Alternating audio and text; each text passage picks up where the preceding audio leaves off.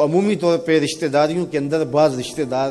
بہت تلخیاں دیتے ہیں، زندگی کے اندر زہر بھر دیتے ہیں، لیکن اگر کبھی وہ مجبور ہوں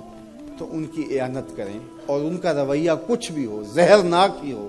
لیکن آپ کا رویہ خوبصورت ہونا چاہیے۔ آپ مجھے اگر پوچھیں کہ سب سے بہترین صدقہ، سب سے افضل صدقہ کون سا ہے، تو سب سے افضل صدقہ جو مجبور ناراض رشتہ دار کو دیا جائے، جو رشتہ دار آپ کا شریک بن کے ہر جگہ پہ کھڑا ہوتا ہو، ہر خاندانی میٹنگ میں، ہر خاندانی ایونٹ میں آپ کے مخالف کھڑا ہوتا ہو، آپ کو نیچا دکھانے کی کوشش میں لگا رہتا ہو، اور کسی وجہ سے وہ کمزور پڑ جائے، مالی مشکلات میں مبتلا ہو جائے، اور آپ اس کی مدد کرنے کی پوزیشن میں ہوں، تو آپ کا نفس آپ کو کبھی بھی اس کی مدد کرنے پہ آمادہ نہیں کرے گا۔ آپ کا نفس روکے گا، آپ کہے گا کہ یہ تو ہمارا شریک ہے، تو سانپ کو دودھ پلائیں، اب تو اس کا سر پاؤں تلے آیا ہے، اس کو تو کچل دے، یہ تو میرا دشمن ہے، اس کو طاقت دوں۔ نفس کبھی بھی نہیں چاہے گا کہ اپنے شریک دشمن کی مدد کی جائے، لیکن سب سے افضل صدقہ وہی ہے جو ناراض رشتہ دار کو دیا جائے، اس لیے کہ اس میں نفس شامل نہیں ہوگا، اور جس عمل میں آپ کا نفس شامل نہیں ہوتا اس عمل سے تمہارا رب راضی ہوتا ہے۔ تو رشتہ داروں کے ساتھ سلوک اچھا کرنا، رشتہ داروں کے ساتھ رویہ خوبصورت کرنا، یہ تمہاری زندگی کا اسلوب۔ مجھے بتائیے اہل مکہ نے، حضور کے رشتہ داروں نے حضور کے ساتھ کیا سلوک نہیں کیا تھا؟ اوجریاں ڈالیں، کانٹے پھینکے، راہوں میں گڑھے کھودے، اذیتوں کے پہاڑ کھڑے کیے، اور کیا کیا مصیبتیں نہیں تھی۔ حضور شہر مکہ سے چلے گئے مدینہ المنورہ۔ اب جب فتح مکہ ہوا تو حضور جب تشریف لائے تو ناقہ پہ سوار ہیں، تو اب یہ تھر تھر کانپ رہے ہیں سارے رشتہ دار حضور کے، برادری کے لوگ۔ انہیں پتا تھا کہ آج ہمارا آخری دن آ گیا ہے، اور اگر بڑا بھی رحم ہوا تو کم از کم ہمیں شہر بدر تو کر ہی دیا جائے گا۔ اب حضور تشریف لائے، سب کو جمع کیا، کہا کہ بتاؤ میں تمہارے ساتھ کیا سلوک کروں؟ تو انہوں نے کہا کہ آپ کریم باپ کے کریم بیٹے ہیں،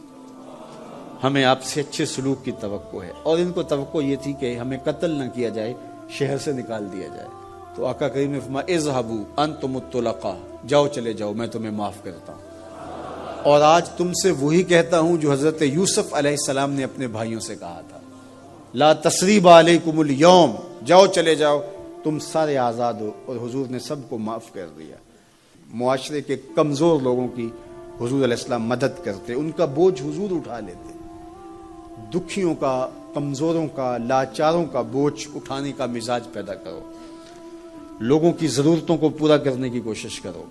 اپنے کندھوں پہ بوجھ اٹھاؤ اور ان کا بوجھ ہلکا کرو، یہ مزاج پیدا کرو۔ یہ تمہارے نبی علیہ السلام کی سنت ہے۔ وہ چاہے تمہارا دشمن ہی کیوں نہ ہو، لیکن اس کا بھی بوجھ کم کرو، اس کا بوجھ اپنے ذمہ لو۔ جس کا کوئی کمانے والا نہیں، معذور ہے، اپاہج ہے، لاچار ہے، زیادہ بچوں کا بوجھ ہے، اور ذرائع آمدن تھوڑے ہیں، تو آپ کثیر العیال لوگ ہیں جن کا کوئی مددگار نہیں ہے، آپ ان کی مدد کرتے ہیں، ان کے کام آتے ہیں، آپ ان کے لیے کمائی کرتے ہیں۔ یہ بات ذہن میں رکھیے، کمائی کرتے ہوئے 3 نیتوں کا استحضار رہنا چاہیے، 3 نیتیں آپ کے ساتھ جڑی رہنی چاہیے، تو آپ کا کاروبار، آپ کا رزق کمانا بابرکت ہوگا۔ اگر چوتھی چیز جڑ گئی تو آپ کے کاروبار میں، آپ کے رزق میں پیچیدگی آنا شروع ہو جائیں گے۔ سب سے پہلی نیت آپ کے ساتھ یہ جڑی ہو، عموماً